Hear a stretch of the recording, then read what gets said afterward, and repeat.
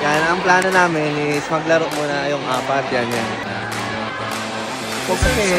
Kakatapos lang nila, tapos sila ulit. Hindi ba kayo nag-isip? Hindi kayo na... Depende yun eh, depende sa open play. Stacking eh, di ba? Number 1 rule ng stacking, bawal mag-ulit. Pero, siyempre, surprise natin. Let's go!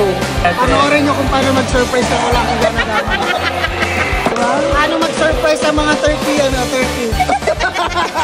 Uy! Ring ka pa rin ako ah! Tapos si Bangko, siyempre gusto niya kasama sa video. Alright! Wala sa usapang umpire eh. Wala namang ganun eh. Hindi nyo napapansin? Hindi nyo napapansin? Bakit nagkaroon ng umpire? At nag-isip ka na no? Parang masyado matagal yung set up.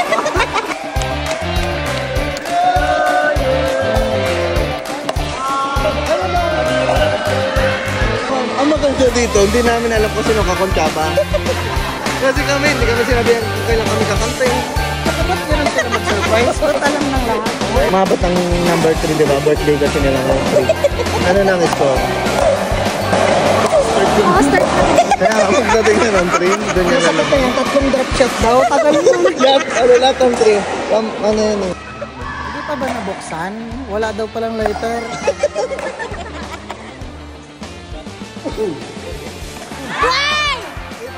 Ano yan? Pangalawa, isa na lang. Isa na lang.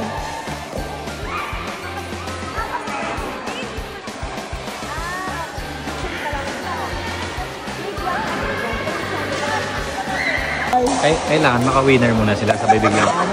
Bladder ka yun. Hindi na ka ganyan, patayin mo ang ilaw. Patay mo yung breaker ka kasi doon ka breaker.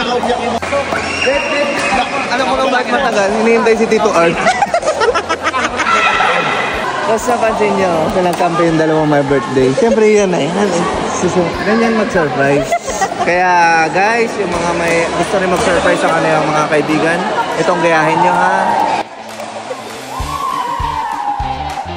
Kasi mamaya, pag makascore sila, magpa-brown out. Alam namin.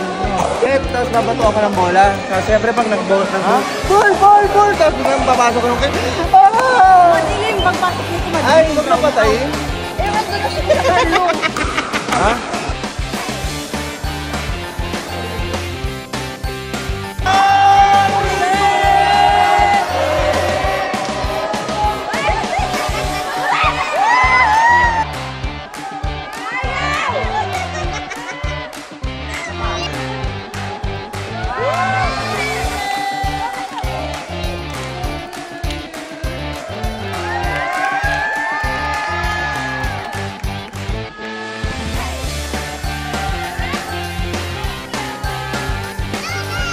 Okay po, successful.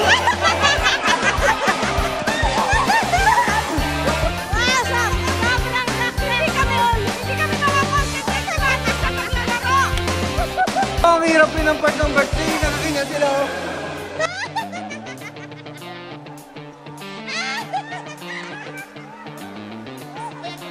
Nakaka-shock yun ha. Okay ka ba? Okay ka ba? Hindi, gusto lang ito.